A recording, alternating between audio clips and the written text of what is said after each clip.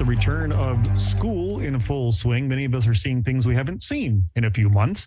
School buses are all over the roads. So it's a good time to review Michigan's law regarding school bus safety. And to do that, we talked to Tom Sinas from Sinas Dramis Law Firm. Hi, Tom. Hi, Todd. How are you? I'm well, thank you. There's been some recent changes in this law, too, but let's start with the basics. What is the basic rules regarding drivers and school buses? All right. The basic rule and the most important rule is not new, and that's where we should start. And I'm just going to read it. This is the rule about when you have to stop and how long you have to stop. It says, this is our state statute that says the operator of a vehicle overtaking or meeting a school bus that has stopped and is displaying two alternately flashing red lights located at the same level shall bring the vehicle to a full stop not less than 20 feet from the school bus and shall not proceed until the school bus resumes motion or the visual signals are no longer actuated.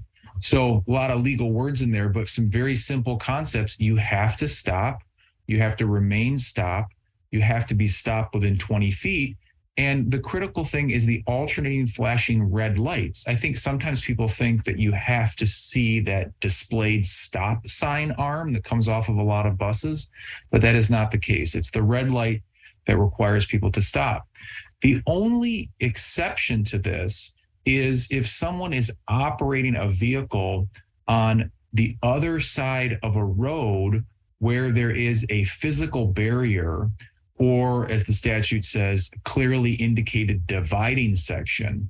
If you're driving on that opposite side of the road, but only if that physical barrier or dividing section is in between you and the other lane, are you not required to stop. So what that means is that if you're going the other direction on a normal road, you still have to follow that basic rule of coming to a stop and remaining stopped until the bus moves or is no longer displaying those stop lights. Okay, so seems pretty basic. Stay at least 20 feet away, come to a complete stop, don't start until they start moving again. What about the changes in the law recently? How has that affected this? So there was a law that went into effect in October of 2021. And this didn't change that basic safety rule, but it did allow school buses to be equipped with what are called stop arm cameras, but you really think of them as basically just cameras, devices that can make either photographic or video recordings of cars that may be violating that basic safety rule.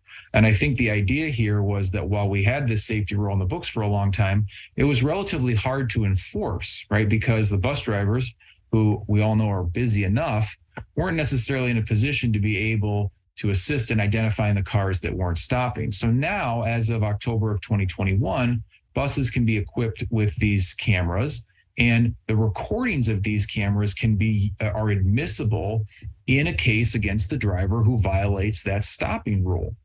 And the other thing that the statute makes clear is that if the person, the defendant in the case against them, where the rule has been violated, if that person is the owner of the vehicle, then there's what we call a rebuttable presumption that the owner was the person driving. So we're adding to the law some enforcement mechanisms so that we can actually enforce this really important law and do it in a more efficient way, I think with the hopes of bringing down the incidents of violation of the safety rules. And I'm sure a lot of bus drivers and parents will be glad to hear that this is more enforceable. But when it comes to someone actually violating that rule, what consequences are out there? Well, of course, it depends on what happens. The violation of the safety rules are what we call a civil infraction. Some people think of that as a ticket, but which also does result in points being added to the person's driving record. So there's real consequences there if the rule is violated. But if, heaven forbid, the rule is violated and someone, perhaps a child, is injured, then the consequences for the driver are, of course, very severe. There can be criminal penalties, more stiffer, of course, than a ticket. And then, of course, there's civil liability. And under Michigan law, a driver who violates a state statute, so this safety rule, for example, that violation of the statute is evidence that the driver was careless or negligent.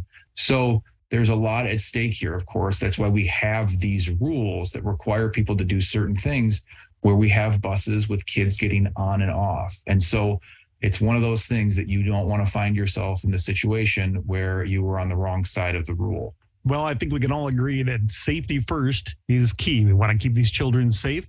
And now that you know a little bit more about that law and the fact that you could be being recorded, hopefully you'll abide by those rules. Tom, thank you so much. If people want more information, where can they go? They can find us online at www.sinusdramis.com. They can shoot us an email at info@sinusdramis.com or give us a call, 616-301-3333.